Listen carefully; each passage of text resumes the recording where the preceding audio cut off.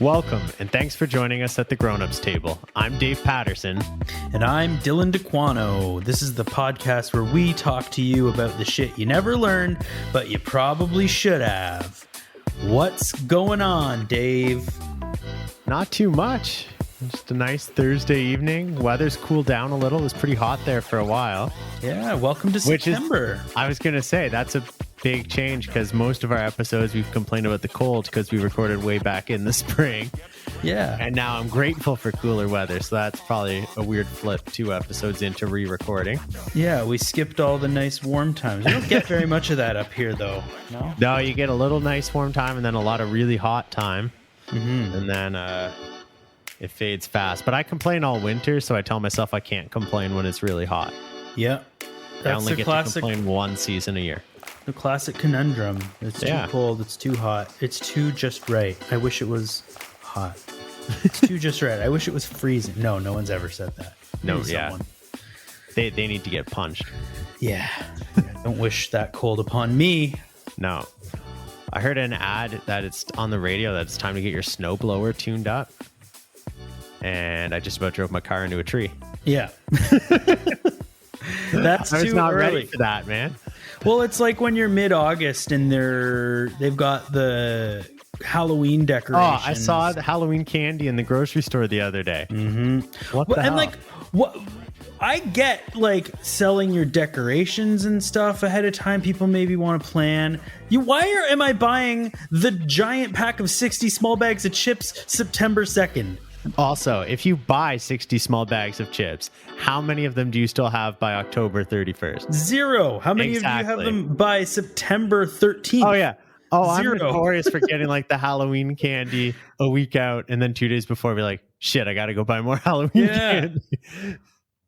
Although I do love Halloween. We'll get into that another day. It's too early. Yeah, we'll get a little closer. Like we'll do Halloween special. We can't just sit here complaining about how it's too early for Halloween stuff and then talk about Halloween for 10 minutes. Yeah.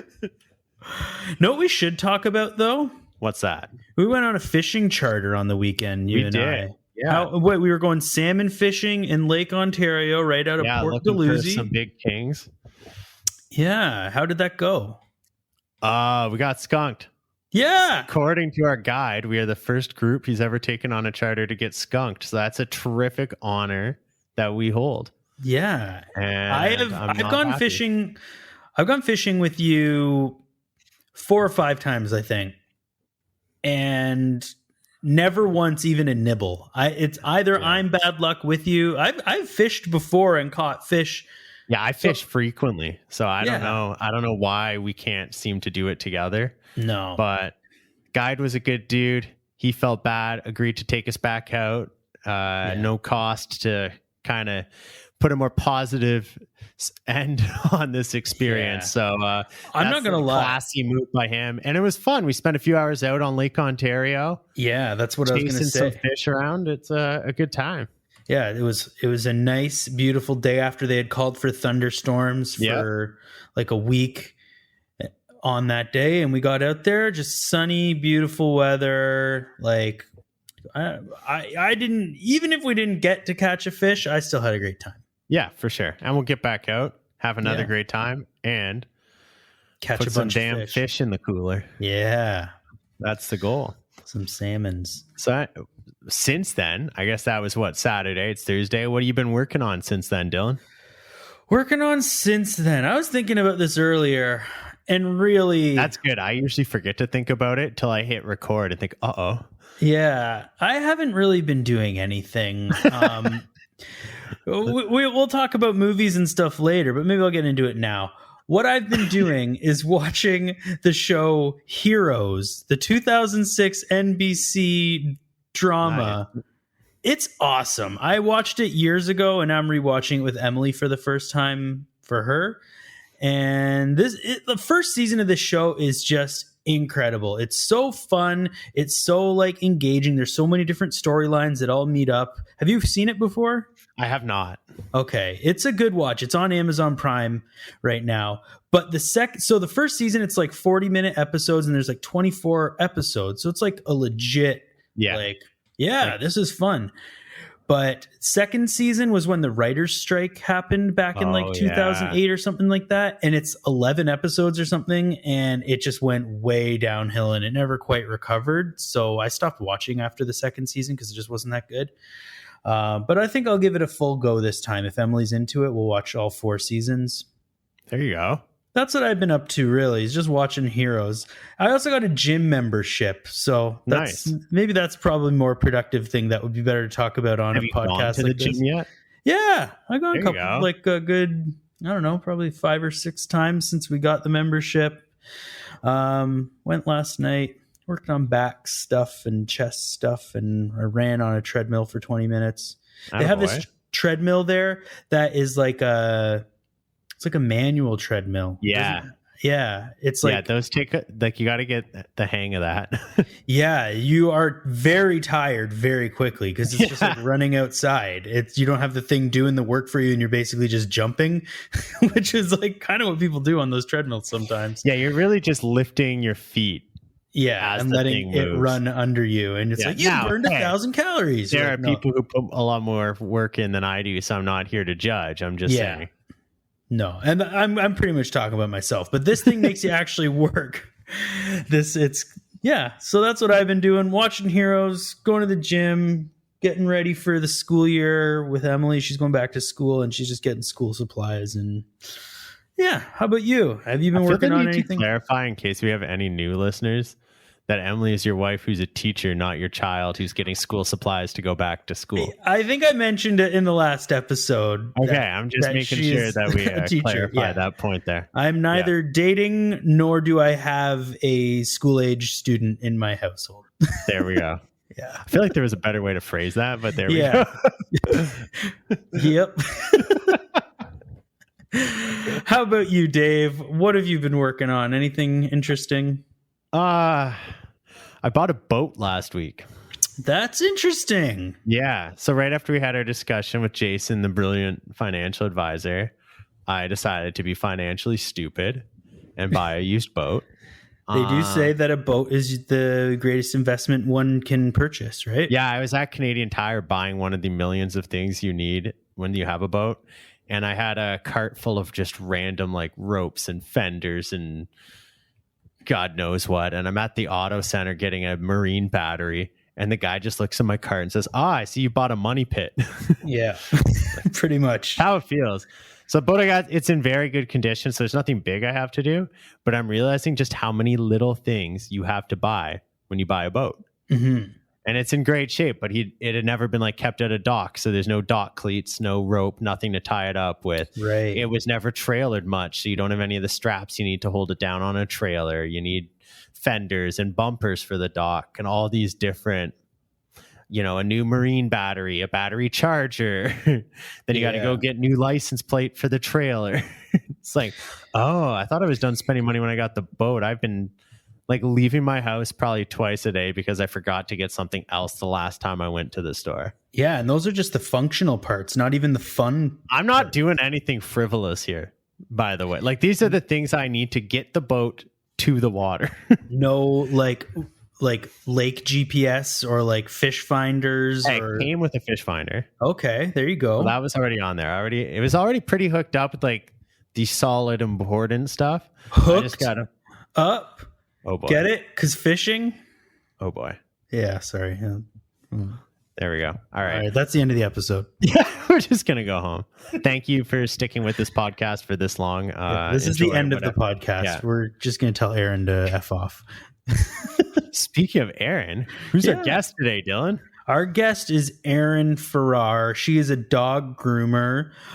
She's been doing that for the past, I think, 2 years-ish. We'll get into how she got into getting into dog grooming and stuff, but I've seen the stuff she's posted online. She's very good at it. Like, I think it's a real art. You think about, like, people who go to, like, you get your hair cut and, like, that's just your top of your head. A dog, it's the whole thing. I don't know, Dylan. Like when you get a haircut, do you get your beard trimmed? I haven't lately, like, because they aren't doing that. Head, but like, yeah. I've got it. That's another thing. We're really bad at social media and we don't post any pictures of ourselves. So nobody knows what the fuck we look like. Yeah. So maybe we should start doing that. But for those of you who don't know me, I have a pretty big beard but no, generally lately I don't.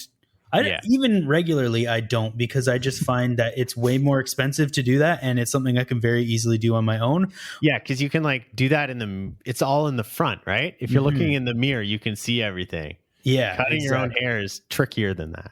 Yeah. But yeah, I get where you're headed. Yeah. Where I'm headed, because it's on my head. Oh, that's 2. We're done for real. I've got nothing. Okay. Well, back to what we actually should be talking about, Erin. Dog grooming is pretty tricky, I'm guessing, because it is a full body thing that you have to keep even. And then people are like very insane about their pets sometimes, right? Like, yeah, a little bit. A lot.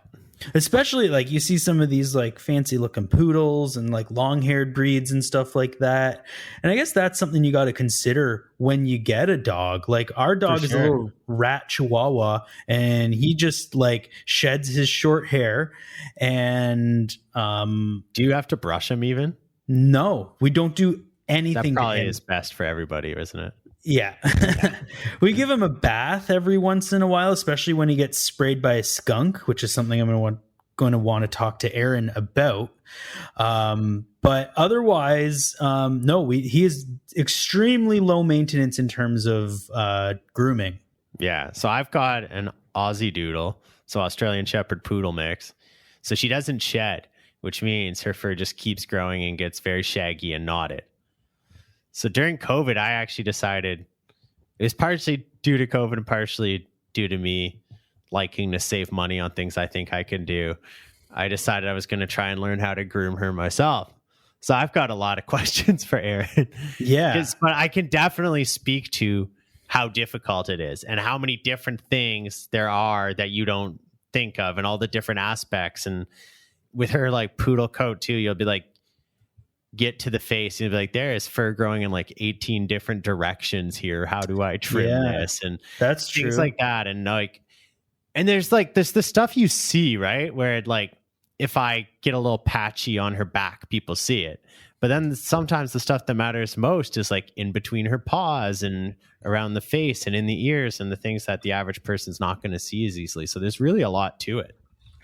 Yeah, that's true. And like, I guess with a bigger dog like that, or certain breeds of dogs anyway, they probably need to have long hair. Like you can't shave a Siberian Husky, right? No, yeah. So it depends on like poodles, you can trim it pretty darn short. Yeah. I try not to go super short unless there's like knots and I don't have much of a choice but to go under it. For me personally, I don't care what my dog looks like too much, and I'm pretty sure she doesn't care at all. Yeah. So if I can, my whole thing was if I can learn how to trim her safely so that I'm not going to do anything that's going to hurt her and she's going to be clean and hygienic and trimmed as she needs to be for practical reasons, then good enough. It's not a show dog. Yeah. I don't think the other dogs at the park are going to make fun of her. Maybe I'm wrong. Maybe dogs are assholes. I've seen All Dogs Go to Heaven and no, I was thinking Oliver and Company. I haven't seen All Dogs Go to Heaven. Anyways. Yeah. Well, she's going to be joining us in just a second. So let's let her in. Sounds good. Alrighty, we got Erin Farrar on the show. How you doing, Erin? I'm doing well. How are you, Dylan? I'm doing great. It's good to be back. Second recording in 2 weeks after a little bit of a break for the summer. Yeah, so, it feels weird. Back-to-back weeks now. I know. And almost like we're doing this on a regular basis. Yeah, like we know what we're doing. Yeah. I will say at the beginning, we did not know what we're doing. No, we did not. And weekly recording seems like a reasonable idea if you're going to have weekly releases. Yeah, exactly. Here we are. But yeah, we're excited to have you on the show, Erin. Can you tell us a little bit about yourself and maybe how you got into dog grooming? Sure. So I just love animals. I think they're awesome. I have always kind of wanted to work with them, and I didn't really know how to get into it. I was looking into like the vet tech thing, and that just seemed very complicated. And, I was like, what can I do that can fulfill this hole in my life where the dogs are not? So, yeah, I ended up deciding to go to dog grooming school, and it was a great program for me, and it really taught me a lot. And so now I'm doing that. I kind of skipped the part about me, but I live in Hamilton, and I love to sing and musical theater and all that stuff. Yeah. And yeah. Well, you are related to Dylan. Wow. Yeah. Jeez. Yeah, it runs in the family. Yeah. Dogs, Hamilton, musical theater. Yeah. All the good things in life. Yeah. Yeah, exactly. Where did you do your dog grooming school? In Woodstock. It was a 6-week program. Pretty quick. It was like after a couple weeks we're doing, the midterm testing and stuff. It was interesting doing tests again after all these years. Yeah. And like, was there anything specifically that kind of sparked you? Like, what were you doing before? And then you were just like, I need to go into a total, because it's always like such a thing to just kind of change career paths like that and decide, even if it's a 6-week program, to just go back to school and do something else. It's true. It took me kind of a while to talk myself into it, but I wasn't very happy at my last job. I'd been doing a lot of different kind of desk jobs over the years, and just very boring, and nothing really, didn't really see a future there. And I was thinking, like, how long can I do this? And COVID kind of just presented an opportunity in a way, because I had a break where I was off for like many weeks, and I thought, well, this is kind of my chance maybe to think about doing something different. So I ended up not going back to that job, and I went to grooming school instead. Nice. And have you been enjoying it since then? Like, is it like, do you feel like way more fulfilled now? Like, that sounds awesome. Like getting to do something like working with your hands and like really doing something tactile every day. Yeah, it is really cool. I didn't realize how much I actually enjoy working with my hands. And, it's kind of fun to have something to look at, to present to people like, hey, this is what I do, rather than explaining to them that you work at some like boring steel job, which nobody was interested in. But people are interested when I tell them that I'm a dog groomer. They like that. Well, interested enough to have you come on and talk to everyone about it. So yeah, it's worked out for us too. Yeah, I feel like I spend a lot of conversations with friends trying to explain to them what I do.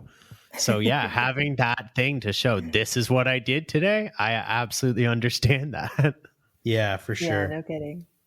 Well, before we get too deep into the conversation, we ask our guests every week to prepare us with a drink. What are we drinking tonight? I have here a nice Muskoka Brewery craft lager. Nice. And it is delicious. I also have Muskoka going on here. I got the Mad Tom IPA. Very nice. Just happened to be there. What about you, Dave? You're probably not Muskoka.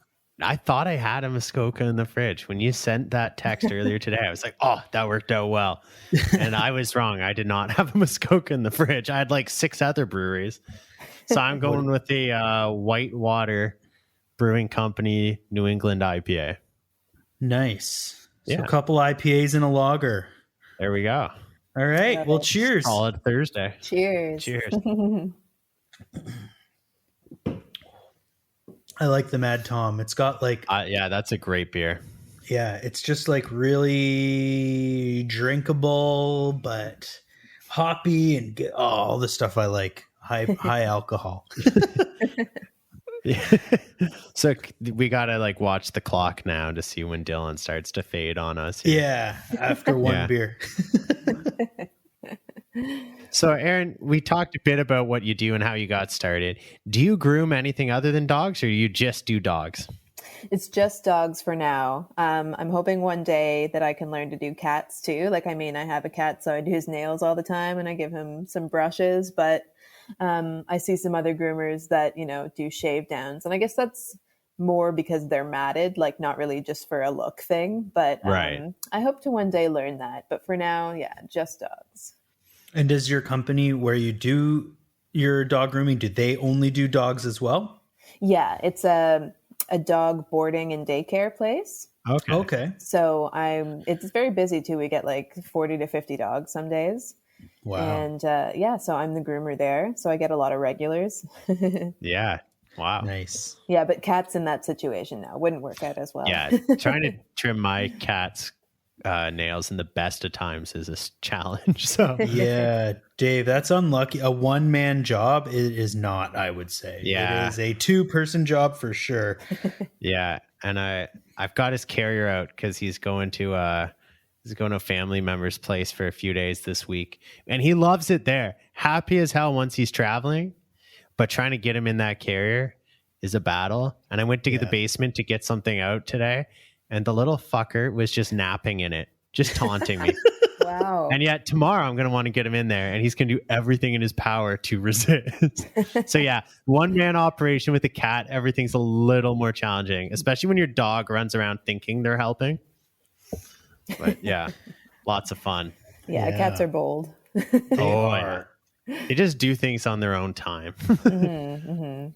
They're good. So Dave was saying off the top of the show before you got here too that he has been trying to groom his own dog for the past little I've while. been dabbling the last year. I bought a set of clippers, watched God knows how many hours of YouTube videos. Oh yeah, how did it go?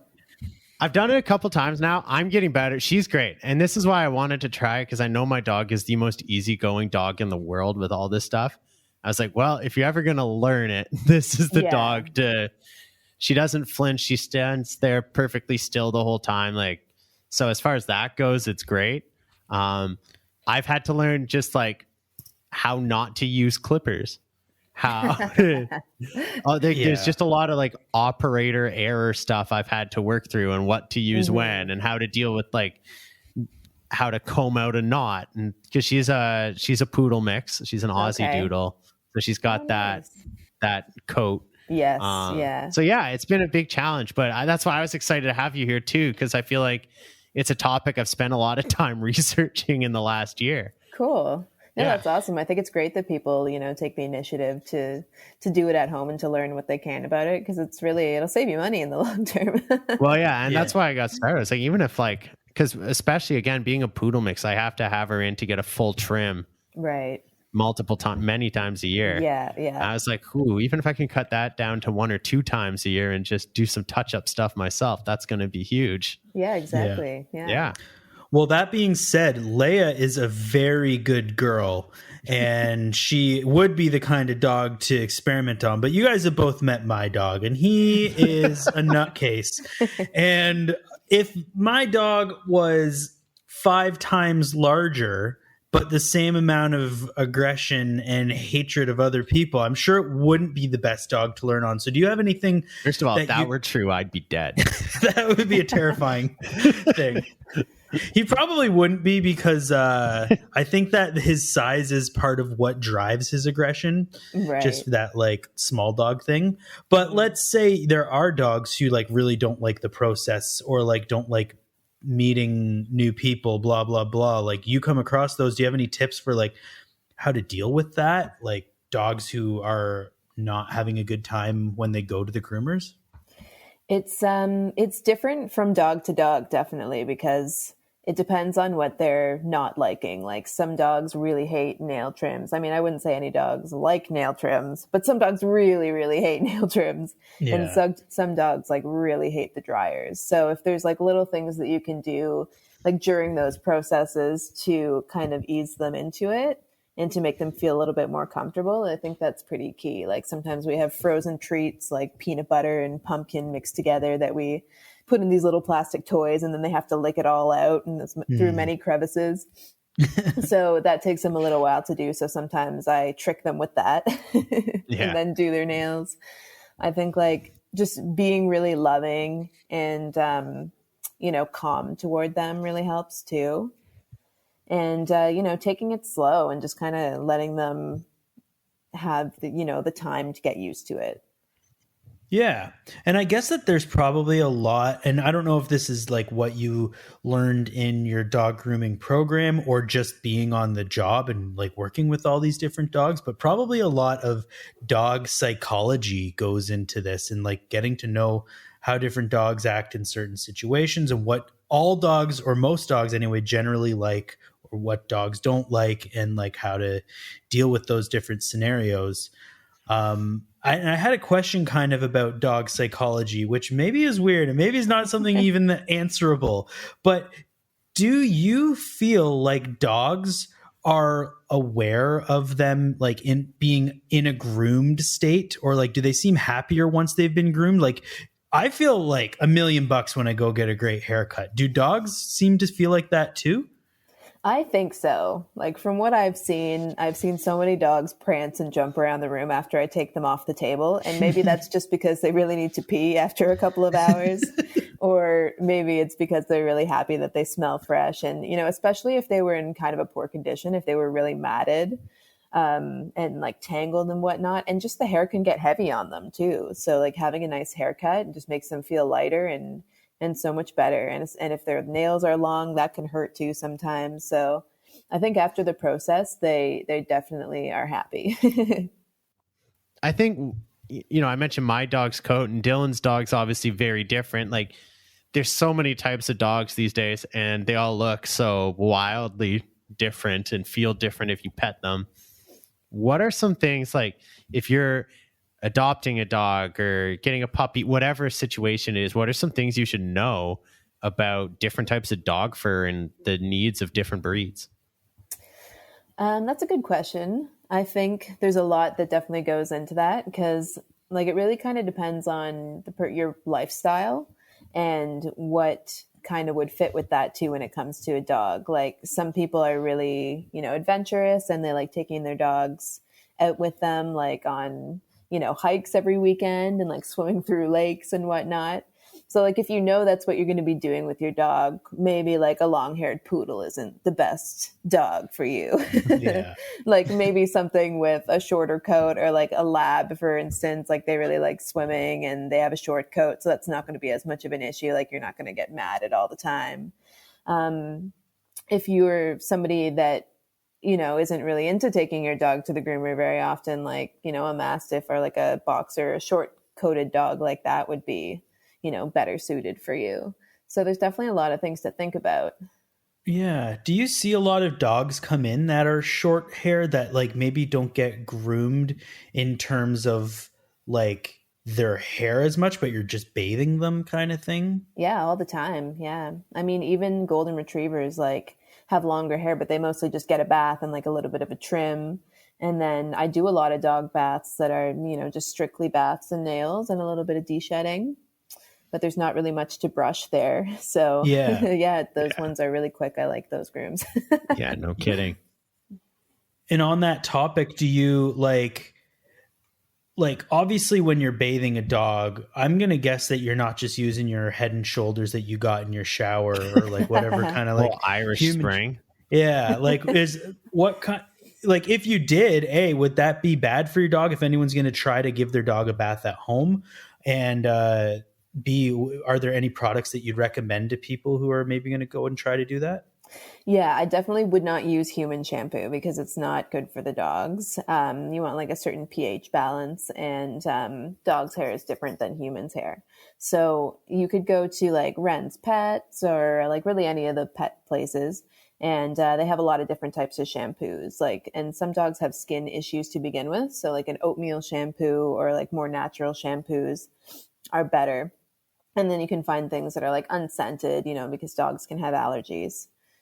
But yeah, you wouldn't want to just use anything off the shelf. Dog shampoo can be kind of expensive, but you can get like a big amount of it and just dilute it down with a lot of water and, you know, use a little bit at a time. And you don't want to bathe your dog too often too, because you don't want to mess with like the natural I was going to oils. ask that because I've heard this before. So like, what's a general, obviously like if your dog goes rolling in mud, there's only so much you can do. Right. But like what's a general guideline for how many times a year you should try and bathe your dog? Yeah, depending on like the certain kind of dog that you have, like anywhere from 6 to 12 weeks is like okay to give your dog a bath. Right. Okay. Yeah. That's a pretty wide range too, though. It is. That's like, the shorter coated dogs versus Yeah. like the longer haired dogs. Shorter coat being longer amount of time. Yes, absolutely. Right. Okay. Yeah. Right. And you said you've got regulars who come in. So do they kind of come in on that schedule when they come in? Are you like, we're going to book you in like 8 weeks from now? Or is it kind of when they establish that their dog needs to get groomed again? Some owners like to set up their dog on a regular schedule. So like anywhere from like every 4 to 8 weeks, whether it just be like a bath or a full groom or just a touch up. But other people just kind of come and go and they call in, and we don't really book that far in advance. So we're normally pretty open to taking appointments like a week before. And we have a lot of daycare customers. So the people that regularly bring their dogs for daycare, sometimes in the morning they're like, hey, can Blanche get a bath today? Or can we do like Nova's nails, So it's just kind of like, every day is a little bit different. Nice. Yeah. What this is kind of like a random off the cuff question too. What's your like favorite dog name that you've heard, or like a bizarre dog name? Anyone come in and you're just like, really? That's your dog's name? There's a lot of weird dog names, like weird and cool and like interesting, like we had one the other day named Linus. That was really cute. Little Frenchie, kind of looked like a Linus. Yeah. I saw this dog named Pants and I thought that was kind of hilarious. That wasn't a dog at our daycare, but at a different daycare. Pants. My gosh. Pants. And, I've never heard of that one before. Yeah. There's, you get a lot of names that are like really widely used, like Luna's a big one, and Moose. Yeah. Like you get a lot of those kind of names. Yeah. Getting you just like Andrew or Kevin, like Paul? No, not really. No Andrews or Kevins or Pauls. I always thought it'd be hilarious to name a dog Andrew. Yeah. Like, come here, Andrew. Like who? Like we have a Paddington. Oh, that's a pretty good dog name. Yeah, it is. Does he look like Paddington? Like the bear? Yeah, like the bear. No, he definitely doesn't. He's kind of an older dog, and no, he looks like a Paddington though, but not Paddington Bear. He looks like a Paddington, but not Paddington. The Paddington, yes. Yeah. Right. Okay. Yeah. Alrighty. Well, another thing, you kind of touched on this earlier about cutting dogs' nails, and like we talked about cutting our cat's nails. I feel more comfortable cutting my cat's nails just because they're like a little bit. You can see what smaller. you're doing too. Mm-hmm. Yeah. And you push them out, and then they like you can see kind of where what's it called, a quick. Mm-hmm. Yep. You can see where that is usually, so you can trim it down. But on a dog, their nails, from my experience, are usually like kind of black, and they don't like retract. Right. Yeah. So like, what tips would you give on people cutting their own dog's nails or claws, I guess? What do you call them? Either, I guess. Yeah. You know what? I would just start by like taking just the tip off, like just a tiny little bit and then a tiny little bit more. You can kind of see like where the nail curves over, and it kind of has a little bit of hollowness in between. And normally you can cut like to the bottom of where that hollowness is. And then you know that the vein is going to be under there. But yeah, I would really just suggest doing a little tiny bit at a time. And eventually you can kind of see a little like black dot underneath. And that's like, when you see that, then you don't want to cut anymore. You can get like clippers that have a little like flashlight in it, which is kind of cool. And it kind of like shines through the black nail so you can see where the vein is. And I don't use one of those just because I kind of know what I'm looking for, but a lot of people are tricky. A lot of people have, a hard time with it. So that can be really helpful. Yeah. I've made that mistake before of cutting too far. Oh, we all have. My dog didn't even I don't even know if she noticed. She didn't react. It bled more and faster than I thought it would. Really? So I started to think, oh shit. And I'm running and trying to hold toilet paper to it. Luckily I had bought some of that. Oh, I forget the word, the powder. Yeah. Styptic powder. Yeah, that's powder? It. Yeah. I'd bought some of that to put on it, which does work. So if you're going to do it, it's definitely worth having some of that around just in case, because that stopped my panic. Right. Yeah, And if we you did don't that have that, you can just use like flour to pack it in a Yeah, little bit. I've or heard you that can use too, or like cornstarch. or Yeah. baking soda or baking powder, sorry. Yeah, anything that kind of like fills it in works pretty well. Yeah, I remember we did that once with Louie too, and Emily was a mess. It's a And horrible feeling. it was understandable too. It's just like you cut your pet and maybe it did hurt them and they're bleeding and you just feel bad and you just don't want to hurt your baby, right? Like pets are people's babies. But a lot of the time, like if it does happen, they don't notice. That was like my you said, case. they don't seem to notice, which is good. It makes you feel a little bit better. Yeah. Yeah, at that point I was more concerned about the rug. Once she was okay, I was like, okay, now I just got to deal with this mess. But yeah, and I know too for like my dog, we do a lot of walking because she's a high energy breed, and her nails don't grow fast at all, probably in part because we walk a lot on sidewalks and on rocky surfaces. So does that really impact how often you have to cut their nails? Yeah, it really does. Like I see some dogs that come in and their owners ask for a nail trim, and when I bring them in, I'm looking at the back paws thinking like there's nothing there that needs to be cut. Like it's totally grinded down, and that's because their owners take them for walks regularly. So how do you know when they need to be cut? Like, what are you looking for that says, oh man, that really needs cutting? Well, if it's like a see-through nail, you can kind of see where the pink part is and then where it goes into the white nail. And if that part gets really long, then you're like, yeah, okay, they're due for it. Every couple weeks, I think like dogs can get their nails trimmed. But like you said, if your dog gets regularly walked and they're kind of grinded down, then you don't really need to do that as often. But yeah, sometimes you can hear the clicking on the ground of the nails, but that doesn't always mean that the nails are too long because some dogs' paws just do that naturally. Yeah. There's only so much you can take off, right? So sometimes dogs just have long quicks, and then, there's only so much you can do there. Yeah. Louis, he, like, you guys have both seen the way he walks too. He marches like one of the hyenas from the Lion King. Like, he has like one of his claws.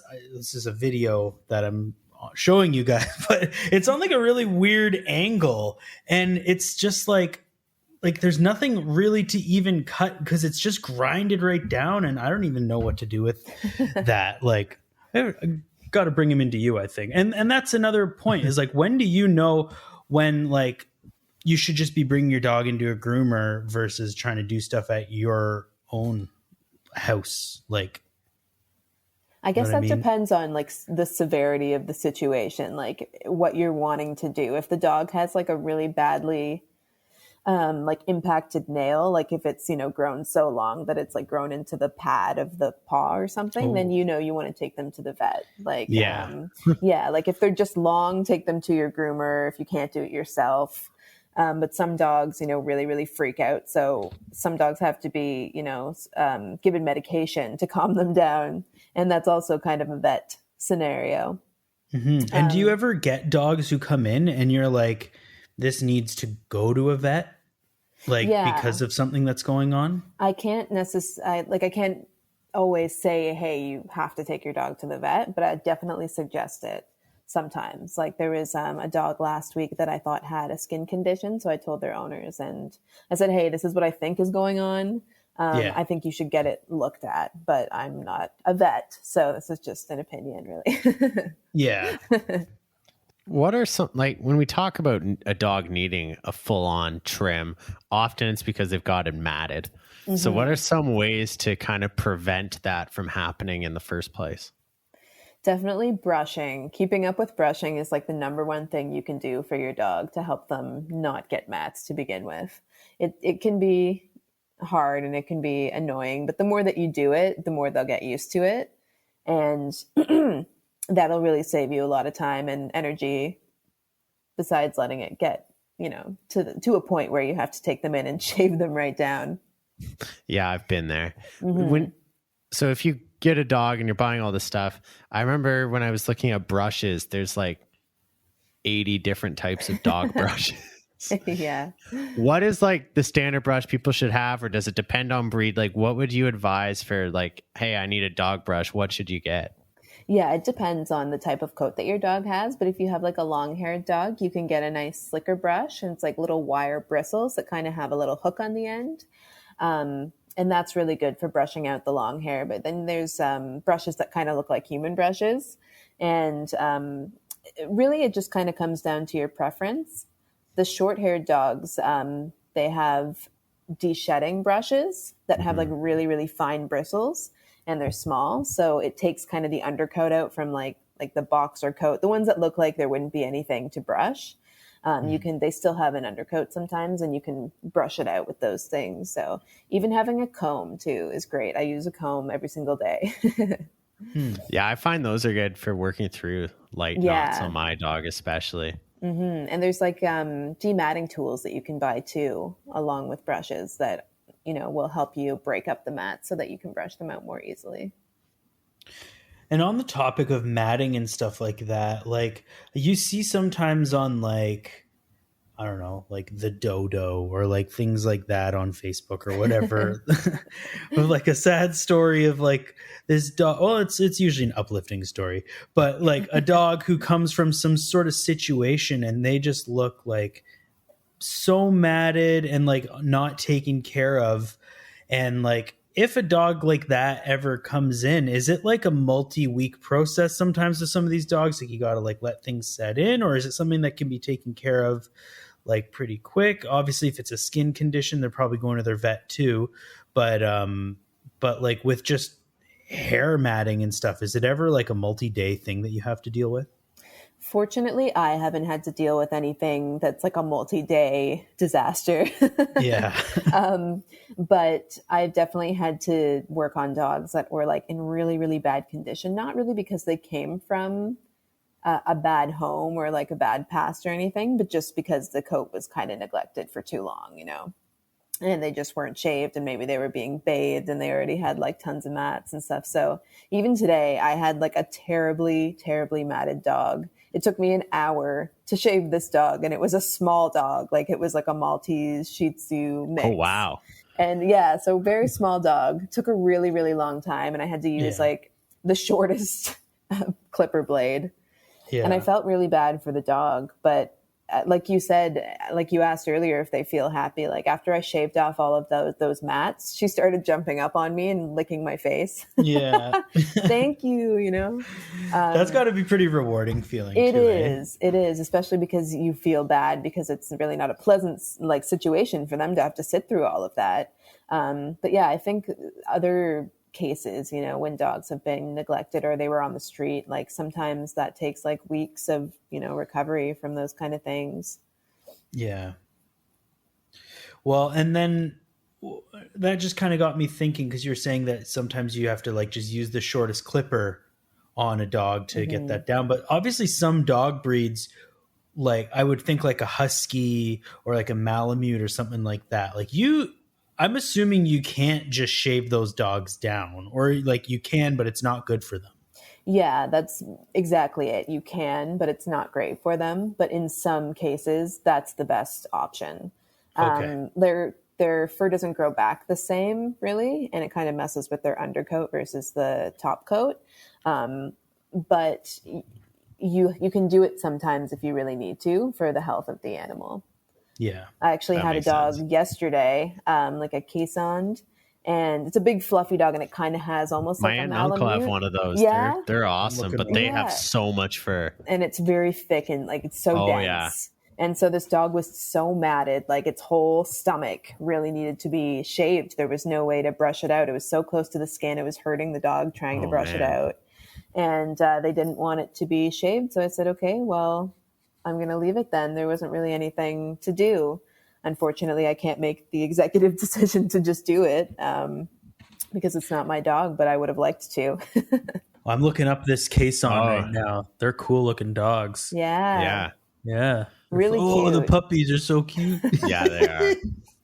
Everyone who's listening, you got to look it up. Kaysson. Or is that right? Nope, that's totally wrong. That was very wrong. Keeshond. All Like right. a Well, that's what I Keeson, looked up. Keeson. K-son, and it came up still, but I'm going to look up the real.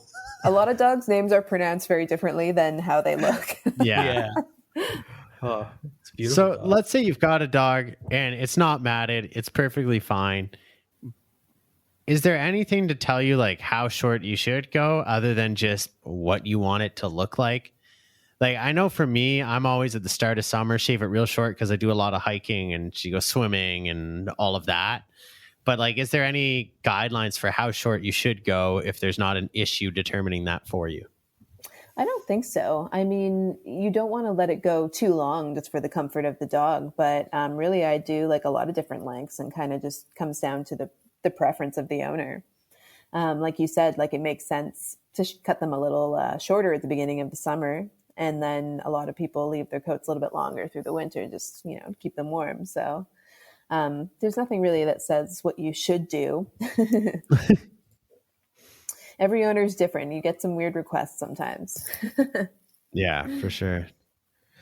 And if you're going to try to cut your dogs for at home, like, are there any like basic tips that you'd give to someone in how they should approach it? Like either with the tools or just like, I guess, knowing your dog, but like any tips that you would go into? Yeah, I think it would be really smart to look up like the anatomy of the dog and just make sure that you know the areas that you're looking for, especially if you're using clippers. You just want to make sure that, because those can, really damage a dog's skin if you were to get the wrong spot. And like, you just want to make sure that you're being as safe as possible. Like that's probably the main thing, especially with really sharp scissors and sharp clippers and taking them to a dog that's, going to be moving around the whole time. Mm-hmm.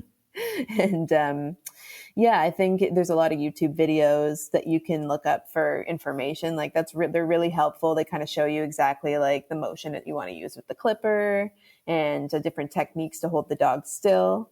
There's a lot of information online, and I think I wouldn't go into it blindly. I would definitely do some research before you started.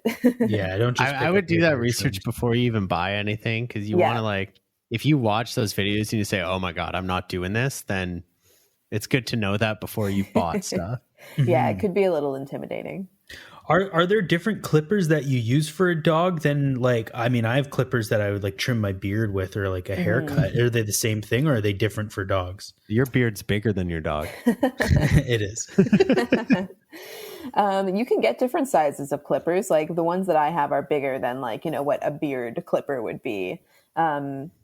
But yeah, there's different speeds. There's ones that are cordless. There's like little tiny ones, and then some of them are quieter shaped too. Yes, yeah, some are quieter. You can get up to like a 5-speed, probably more than that actually. They definitely come with different price ranges though. Yeah.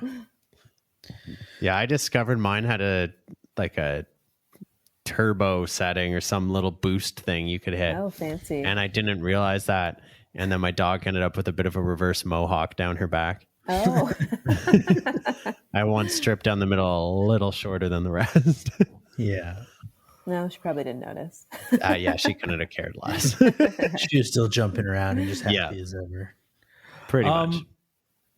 One thing, I'll go just from a personal story here. So our dog, Louie, we've had him for like 5 years before we moved to Hamilton. First week we moved to Hamilton, let him out in the backyard. He gets sprayed by a skunk. Oh, no. And then about 4 months later, he's out again, chases a skunk under the car. It sprays him. So it, for me, was a terrible experience trying to figure that, because it was the first time it happened. It wasn't expected. I didn't have all of the supplies at home to get out skunk smell. What would you suggest you like do with maybe your own household stuff that you've got? Or obviously there's products you can buy to do that. But what I've heard is that you need to attack it right away. Because if you let it sit too long, the oils will get into the skin and it'll just stink for a very long time. But like, with what stuff that you've got around your house could you use to just help your dog out in that situation? Yeah, you definitely want to attack it like right away if you can.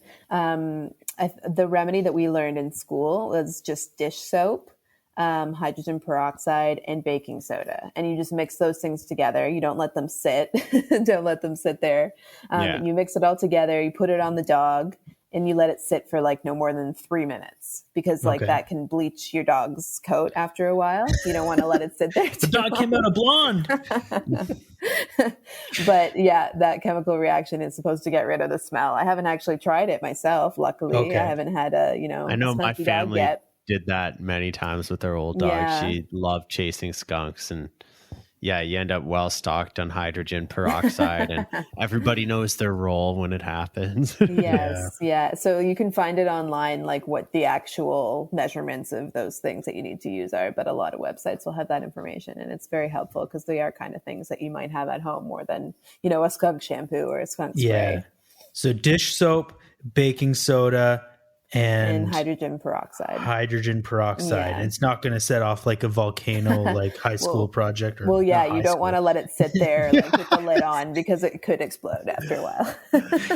How'd grade 12 physics go for you there, Dylan? We did a volcano. You bring Timbits for your birthday?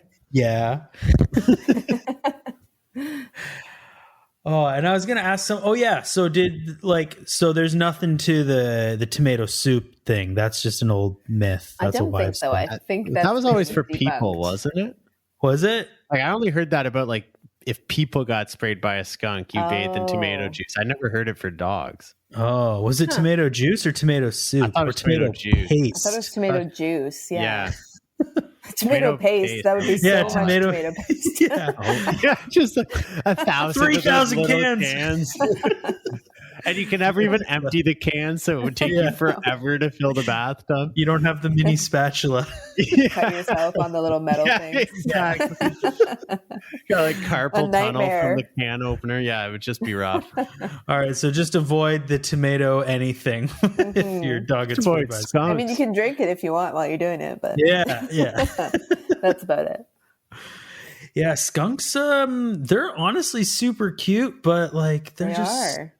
Like, why do dogs just feel the need to chase? Yeah, they really want to go get those bastards, don't they? Yeah. Yeah. Go away. Sorry, my cat's here now. I was going to say, I thought I heard Winston. Yeah, hey, Winston. Hi, you want to say something to the people? Meow? No, he's scared. Yeah, so we talked a bit about like what brush you'd get and different shampoos, and obviously now hydrogen peroxide and all of that deskunking stuff. What are some basic grooming tools and cleaning tools and just things you should have if you're a pet owner? Yeah, besides the brushes and the combs and some dematting tools, if you're going to get a set of clippers, that's always good. You can get different kind of clippers that come with different lengths there. Probably a good pair of scissors would be good. Like thinning scissors are really popular in the grooming world because you can do a lot with those. If you have some nice shampoos at home, that'll help you out. I'm kind of blanking on some other things at the moment. There's only so many things you, I guess, do in a grooming situation, right? Yeah. Yeah. I know too, we're in Southern Ontario. Most of our listeners in Southern Ontario. I know and we're not sponsored by any means, but the Pet Values, many of the locations have dog washing stations and you can pay per use. Mm-hmm. And I take my dog there because my house is not set up. Like my shower's got like a rain head shower head. So it's not great for bathing a dog. But I'm 10-minute walk from a Pet Value that's got a dog washing station. It costs me $10, but they've got like aprons you can throw on. The areas fenced off in the store. Wow. Big baths with all the straps to keep your dog in the bath, and all the shampoos you need, and towels and blow dryers, brushes, treats for the dogs, everything. So if you're intimidated about bathing your dog, I would definitely recommend checking that out because everything you need is right there. It's not that expensive, and it's kind of gets it out of the house, and it's a little more exciting for the dog too. They get to run around a pet store after. Yeah. Yeah, For I won't be sure. doing that with Louis, because if I bring him into a pet store and get him all soaking wet, he's not going to be a fun dog. But He doesn't want to share a shower with 10 other dogs. no, he wouldn't be into that kind of situation. But speaking of like cost, how much would you say like the average cost to like take your dog to a groomer is? And does it depend again on breed and how long they're going to be there? Like if what needs to be done? Yeah, it really can be pretty wide range of costs, like anywhere from like $40 from like just a bath for a small dog and like a nail trim to like over 100 for say like a really big dog that like a poodle that needs a shave, or like a really obese golden retriever or something, like anything. Because we normally start with Wait, I'm sorry. Just like an obese dog, is that more challenging to groom? It is. They are, because they don't want to stand up for very long. Oh, okay. They have, not great joints and knees, and they're sometimes just stubborn. Not that that comes with being obese. Most dogs are stubborn. But yeah, they can be a little bit more challenging, and it just takes that much longer to bathe them, and you're using more product, and it takes longer to dry them. And really, if the dogs are like in bad condition, that's when you start kind of tacking on the extras there. Like if they're like really, really matted, that's, you're going to add more to that.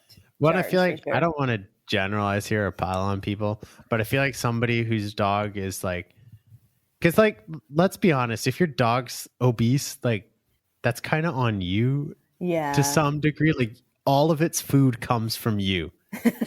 You know what I mean? Like, they can't just hit up Uber Eats because they didn't have a big dinner. Like, they're not like sneaking cookies at night from like the top. Yeah, exactly. So I feel like it's probably not too shocking if like dogs that are in worse like health in that sense also maybe haven't been the best like brushed and maintained and all of that, like it might snowball a little. Yeah, unfortunately, those things definitely can come together. Yeah. And I feel bad in those cases. But again, like there's not much that you can really do besides try to educate the owner a little bit about how they can do a little bit better. Like I'm not about to tell people what to feed their dogs or anything, but when it comes to your grooming, dog's fat as hell, man. Like, God. Do better. But I try to educate them a little bit in a nice, friendly way, just to help them, keep their dogs more. For sure. Your comment about joints and stuff reminded me, our old family dog, she died in 2019 and she was 17 years old. Wow. And good, long, healthy life. But obviously the last, well, she was a very old dog for longer than she was a young dog. But when you get to be that old, Yeah. So the last few years, grooming was very tough. Like she just, her back legs couldn't stay up that long. She needed to lie down, and she was impatient with it her whole life, but that definitely increased as she got past the age of 14, let's say. Definitely. And we had a dog groomer who was just fantastic with her. But what are some things for people if you have an older dog that just maybe it can't stand up as long, maybe it feels things a little differently? What are some tips for people trying to maintain the fur of an older dog? That's a really good question. I've had to deal with that a lot of times, and just being really, really patient is huge. They need that patience. They need that love from you, and it helps the process so much just to be understanding with the situation. If you can just like help make it more comfortable for them by letting them sit down more, more than you would with other dogs, trying to get them to stand up. If you can kind of makeshift things that will help them. Like we had there was a quite obese golden retriever that we have, who actually isn't with us any longer, unfortunately. She was quite old, but we had like a pool noodle that was cut, and kind of like we had something through the middle that we did like a belly hammock for this dog. So that helped her to stand up in the bath. Like it just I know was I shouldn't something be laughing to at rest this on. poor old dog. But it did help. It helped so that she didn't have to continuously like sit down and stand bath's up in the hard bath. for them at that age. Yeah, exactly. It probably alleviates a little bit of weight on those joints. For sure. Yeah. And just remember too, with those grooms, like they don't have to be perfect. It's not about making them look perfect. It's just about helping them. That's the big thing, I think, when they get to that age too. It's like, okay, it's not a show dog here, folks. Like, yeah, You don't want to put them happy, through healthy, pain. and clean, and let's get on with it. Yeah. Yeah, I think that's got to be kind of the main goal of any sort of grooming situation, is just to keep your dog in a state where they're happy and they're keeping their fur healthy, because I'm sure, just like humans, if you don't wash yourself, you're not going to be happy. You're going to feel gross, and your dogs need that too. And I think sometimes people might forget that with their pets, or like even outside of grooming, you see sometimes people, they like have their dog dish and it's like, have you cleaned that in the past 2 months? Like, bacteria still grows on your dog dish, just like it would if you ate off the same plate every day for 2 months. So Wait, you shouldn't do that. Yeah. Oh, man.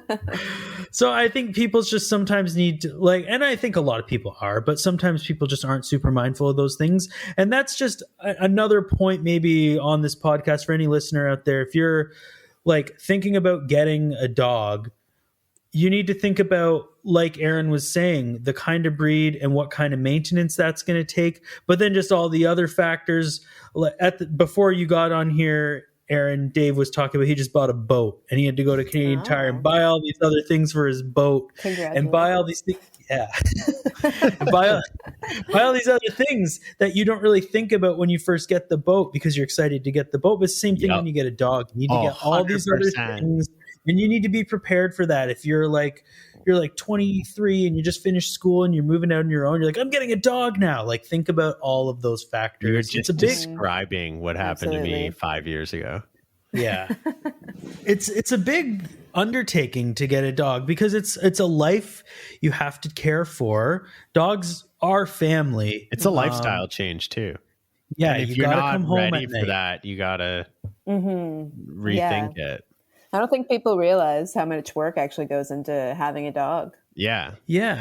You may have had a family dog growing up and you love dogs, and every time you go to a friend's house, you see their dog and you love that dog, and you're like, I need to get a dog. But you also love to go away for a week. You love to go out and party and leave work and don't come home until 1 a.m. Yeah, that's fine if you want to do that, but not if you have a dog. You need to come home, and it's not even just come home and let your dog out. It's and come feed home and them. Take the dog for a walk and do stuff with them, and give because they say too, if you're someone, and I mean a lot of people aren't experiencing this right now working from home, but if you leave your dog alone for 8 hours, to that dog it might feel like 30 hours, because they don't have as long to live. And for you to be gone for that long, you need to come home and you need to spend some time with them, because every hour you spend with them is also going to feel like you spent 4 hours with them. So just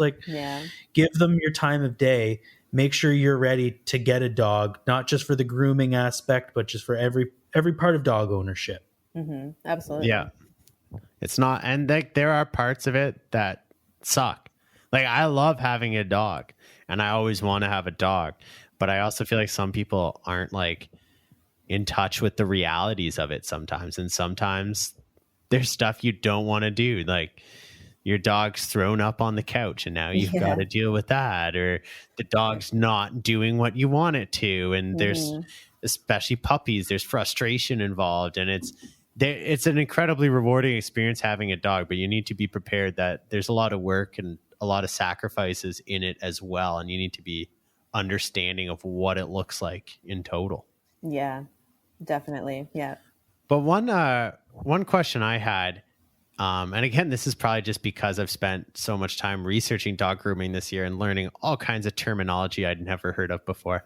But what is an aspect of a complete grooming that the average person doesn't realize happens? Maybe ear plucking. Right. That's something that I do quite often, is plucking the hair out of the ears, the dead hair that's in the ear canal. I've never thought about that.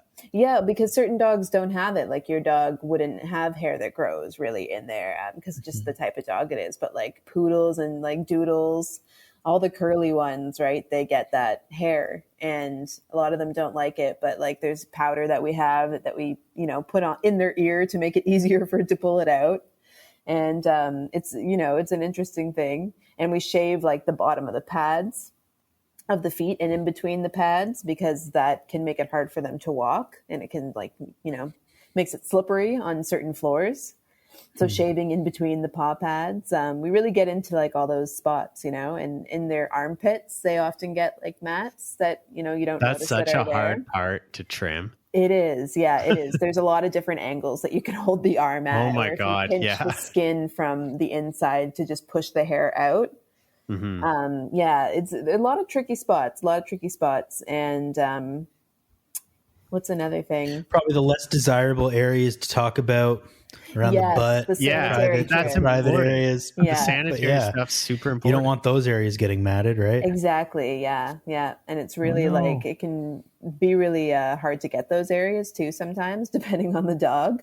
Oh yeah. You're just like underneath the dog, like holding up a giant leg. And holding the tail and the. Yeah, exactly. Because you don't want to accidentally shave something that you're not supposed to be shaving. Yeah. No, I've tried that. It's not easy. It's not fun. And shaving over the bum is very important, because they get lots of things stuck down there. Lots of ankles. Yeah. No, I know. I was golfing on Sunday, and about 20 minutes before I was supposed to leave, I noticed my dog had the runs in the yard, and then I noticed she sat in it. Oh, no. And then I was in the backyard with towels and the garden hose, whatever I had at my disposal, trying to get her cleaned up before I had to leave for golf. Yeah. The things we do for the ones we love. Yeah, and those are things you never think about when you're like, I want a dog, You never picture those moments of pure stress holding their tail up with one hand and a garden hose with the other. There's an account that I follow called Groomer Humor, and they have a lot of funny kind of things that they post. And there is a comic, and it's like, why does my dog's haircut cost more than mine? And it's all these different reasons. Like, do you pee on your hairdresser's like chair? Do you like move around constantly? Well, do you make them give you a sanitary trim? Yeah. Speaking of that, we are kind of getting to the end. So I want to ask two more questions here. But the first one I'm going to ask is, you tip your waitress when you go out to the bar. You tip your hairdresser. Should you be tipping your dog groomer? Because like you said, it's a lot more work. Your dog's moving around. Your dog's pooping in the chair. I think my dog should cover the tip. Yeah.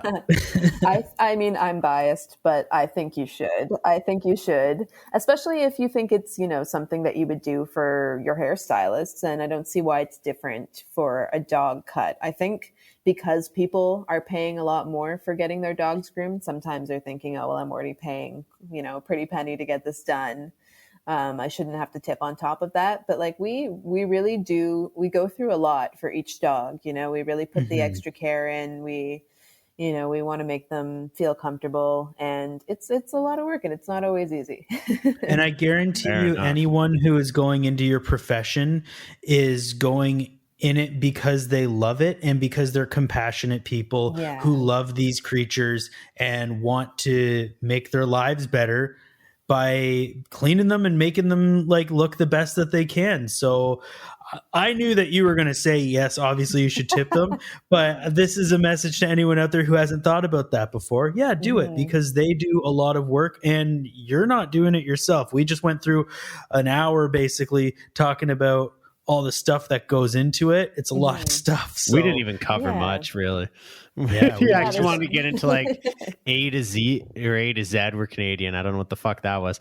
But if you want to go through the A to Z of a full dog grooming, we covered maybe half of that. Yeah, absolutely. So yeah, there's a lot to it, and it's a lot of work, and don't take that for granted, folks. Yeah. Yeah, all right, leave us Dylan. a nice tip. Why not? What was your second question? Well, the second question I was going to ask was the last question that we always ask our guests, unless you have any last things you want to wrap up. I wanted to teed you up like that if I did. All right. Well, here we go. The last question, the question that we ask every one of our guests is, what have you been streaming these days on YouTube, on Netflix, on Amazon Prime, Disney Plus, on Fibe TV? What do you got for us? You know what? I just started watching Fargo. I'm like really behind nice. on that, but my Nice. brother Cameron was like, you got to watch this show. So we started watching it the other day when he was down here, and it's really good. I like it a lot. Nice. We're always watching kind of like reruns of something on Netflix, like Parks and Recreation or like Schitt's Creek. We've been watching a lot of reruns of that. Yeah, so good. Yeah. What about you? I was saying at the top of the show, Emily and I started watching Heroes. Did you ever watch that show? Yes, I did. Did you love the So first season of it? Yes, yeah, I did. it's amazing. Emily I've seen hadn't like seen 3 it. times. Yeah, it is unreal. So we've been watching that. We've been getting into that. What else have I been watching? Nothing really. I haven't really been watching a lot of TV lately. But yeah, you're right. You just kind of do rotate back to the same ones a lot. So it's always interesting to see what people have to say. Like, I haven't seen Fargo the show, but I've seen the movie, and the movie Right. was awesome. Is it similar to the movie? You know what? I haven't seen the movie either. Oh,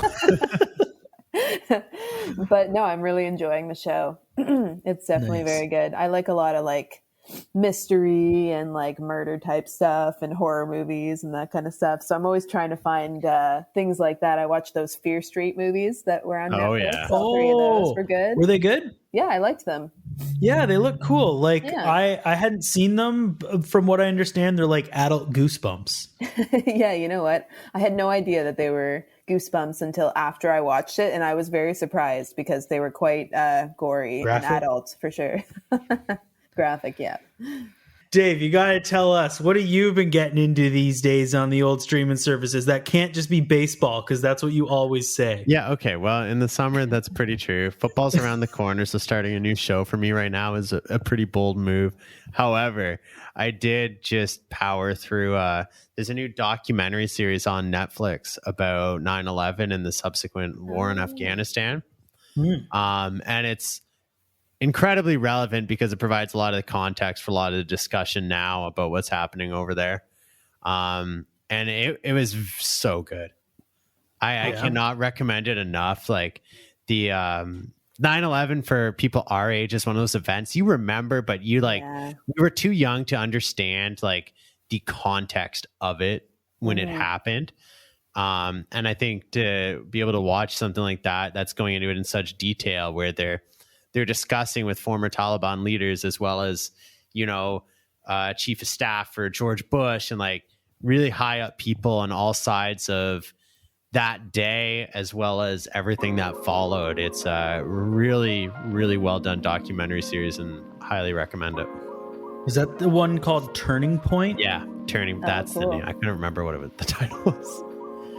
Yeah, I'll have to check it out. Yeah, it's really well done.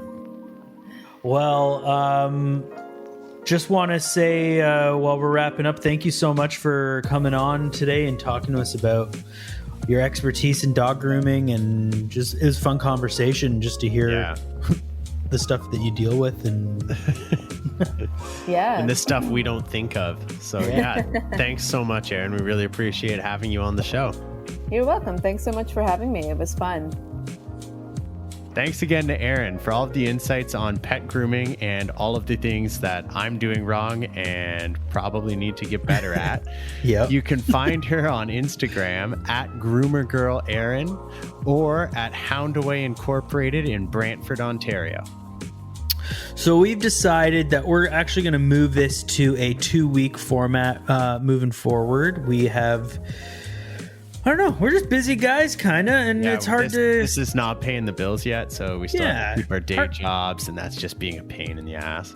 Yeah, hard to schedule a guest every week, and we might also do some other things down the road, too, where it's just the two of us in a slightly different format, but... anyways, our next guest who's going to be on the show, which will be 2 weeks from the release of this episode. We're going to get better at promotions by then, too. Yeah, hopefully.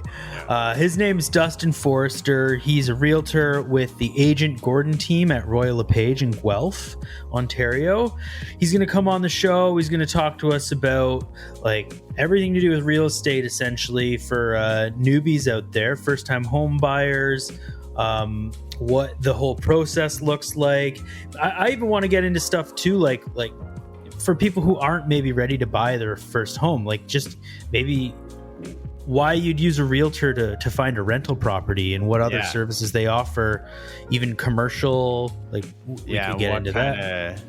What kind of things you need to be planning ahead if maybe you're not ready, but you know it's something you're looking at down the road, because it's not going to be an overnight decision. Or how to just get the conversation going, how to find the right realtor. Dustin's a great guy. He was my realtor for our home purchase and sale. So I trust him big time. So it's going to be a great guest. Looking forward to that. As we mentioned last week, you can now find us online at thegrownupstable.ca. You can also email us at thegrownupstablepod@gmail.com. So feel free to hit us up if you have any questions, comments. Maybe you want to come on the show, or you know of a guest you think we should have, or a topic you think we should discuss. Let us know. Yeah, and the place where we are most active right now, which is not saying a lot, is our Instagram page, which is at the Grown Ups Table on Instagram. We're going to try to get better at posting more shit on there, because we're not good at this whole promoting ourselves thing, but maybe you guys can help us out. Send us a message or something on there. Interact with us. Give us some tips. Yeah, we're not. Yeah, give us some tips. Not that bad. But if you're looking for where you can listen to our episodes or share it, we're on Google Podcasts, Spotify, YouTube. We're still working out the kinks with Apple. Hopefully we're on there soon. Yeah. Be sure to give us a follow, rate us if you like us. If you don't, I don't know, just move on with your day. Yeah. And stay tuned for upcoming episodes. And we'll see you again at the Grown Up Table.